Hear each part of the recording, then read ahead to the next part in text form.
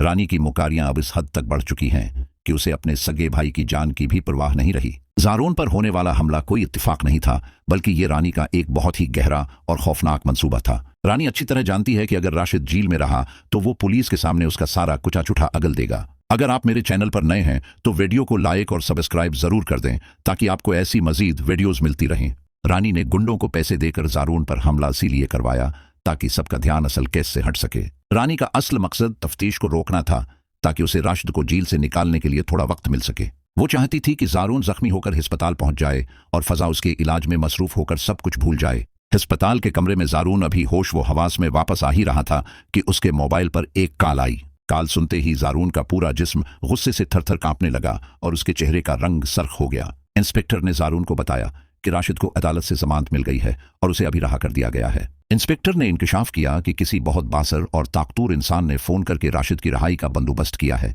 ये खबर सुनकर ज़ारून के पैरों तले से जैसे जमीन निकल गई और वो अपनी तकलीफ भी भूल गया। ज़ारून ने फोन बंद किया तो उसकी आंखों में एक ऐसी वहशत थी जो पहले कभी किसी ने नहीं देखी थी। फदा ने जब ज़ारून को इतना ज्यादा परेशान देखा तो वो दौड़कर उसके करीब आई और उसका हाथ थाम लिया। फदा ने पूछा कि ज़ारून क्या बात है, आप इतने ज्यादा खामोश और गुस्से में क्यों हो गए हैं? ज़ारून ने बहुत ही दुखी और बोझल लहजे में बताया कि फजा राशिद को बेल मिल गई है और वो अब रहा हो चुका है। फदा ये सुनते ही साकित रह गई क्योंकि उसे अंदाजा था कि राशिद का बाहर आना उन सब के लिए कितना बड़ा खतरा है।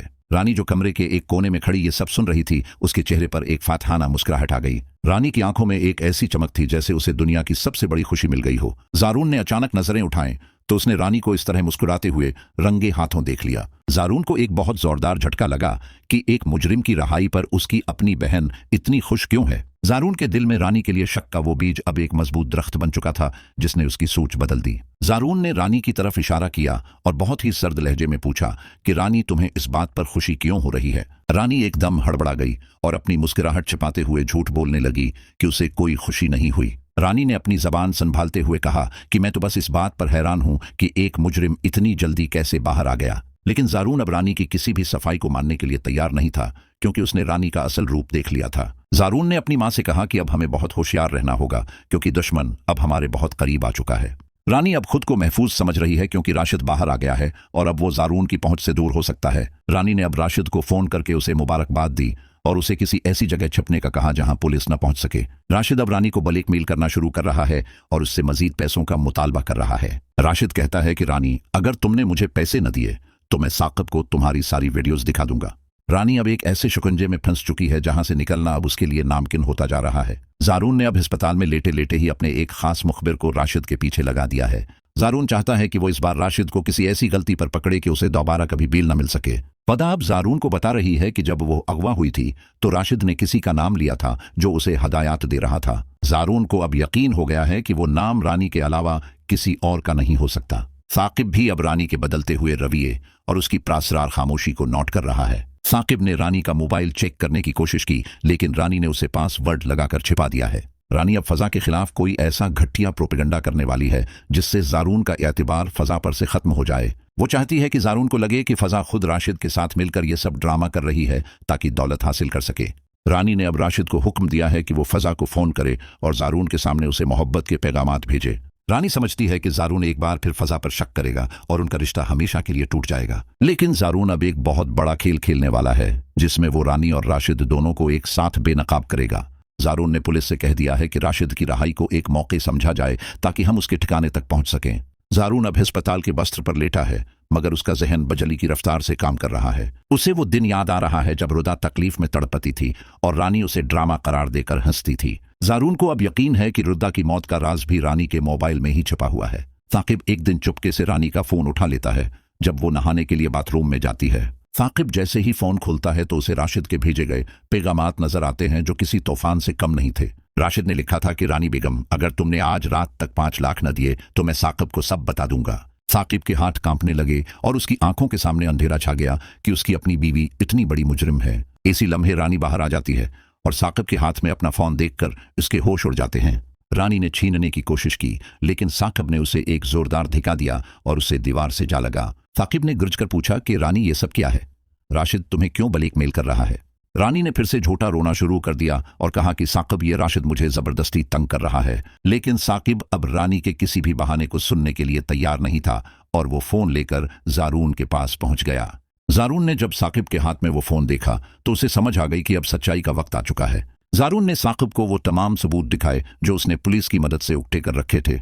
जारून ने बताया कि साकिब भाई, रानी ने ही फजा को किडनैप करवाया था ताकि आपकी बहन बदनाम हो जाए। सिर्फ यही नहीं बल्कि रानी ने रिदा की मेडिकल रिपोर्ट्स भी छिपाई थी ताकि रिदा का इलाज ना हो सके। साकिब ये सब सुनकर फर्श पर बैठ गया और जार व कितार रोने लगा कि उसने कैसी नागिन को घर में बसा रखा था। साकिब को रदा का वो रोता हुआ चेहरा याद आ रहा था जब वो अपनी बेगुनाही की कस्में खाती थी और साकिब उसे झड़क देता था। जारून ने साकिब को हौसला दिया और कहा कि अब रोने का वक्त नहीं बल्कि इन जालिमों को सजा देने का वक्त है। जारून ने पुलिस टीम के साथ राशिद के खफिया अड्डे पर छापा मारने का मंसूबा तैयार कर लिया है। इधर राशिद को जब पता चलता है कि साकिब को सब पता चल गया है तो वो रानी को जान से मारने की धमकी देता है। राशिद अब एक पागल दरिंदे की तरह रानी के घर पहुंचने वाला है ताकि वो अपनी रकम वसूल कर सके। जारून ने पुलिस अहलकारों को रानी के घर के चारों तरफ तैनात कर दिया है ताकि राशिद को रंगे हाथों पकड़ा जाए। रानी अब कमरे में कैद है और वो अपनी जिंदगी की सबसे बड़ी गलती पर पछता रही है, लेकिन अब बहुत देर हो चुकी है। राशिद जैसे ही रानी के कमरे की खिड़की से अंदर दाखिल होता है, पुलिस उसे चारों तरफ से घेर लेती है।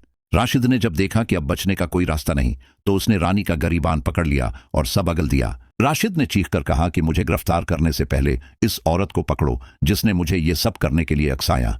जारून ने राशिद और रानी दोनों को हथकड़ियां लगवाएं और सबके सामने उनका काला चेहरा बेनकाब कर दिया। साकिब ने रानी की तरफ देखा और बड़े सर्द लहजे में कहा कि रानी, आज से तुम्हारा और मेरा कोई रिश्ता नहीं है। साकिब ने रानी को इसी वक्त तलाक देने का ऐलान कर दिया जिससे रानी की दुनिया ही अजड़ गई। जारून अब फजा के पास गया और उसकी आंखों में आंखें डालकर कहा कि फजा, अब तुम आजाद हो और कोई तुम्हें दुख नहीं देगा। फजा ने अपने भाई साकिब को गले लगा लिया और दोनों बहन भाई अपने माजी के दुखों पर रो पड़े। रदा की रूह को अब हकीकी सुकून मिला होगा क्योंकि उसके साथ होने वाले हर जुल्म का हिसाब हो चुका था। अरहम को जब उस तमाम हकीकत का इल्म हुआ तो वो भी शर्मिंदगी से जमीन में गड़ गया कि उसने रदा पर शक किया। अरहम अब अपनी बकिया जिंदगी रदा की यादों और पछतावे के साथ गुजारने पर मजबूर है क्योंकि उसने अपनी मोहब्बत खो दी। रानी और राशिद अब जेल की काली कोठरी में अपनी जिंदगी के बड़े दिन गुजार रहे हैं जहां उन्हें मुआफी देने वाला कोई नहीं। ड्रामा शिकंजा का ये अबरतनाक अंजाम हमें सिखाता है कि जुल्म की उम्र बहुत छोटी होती है और सच हमेशा जीतता है।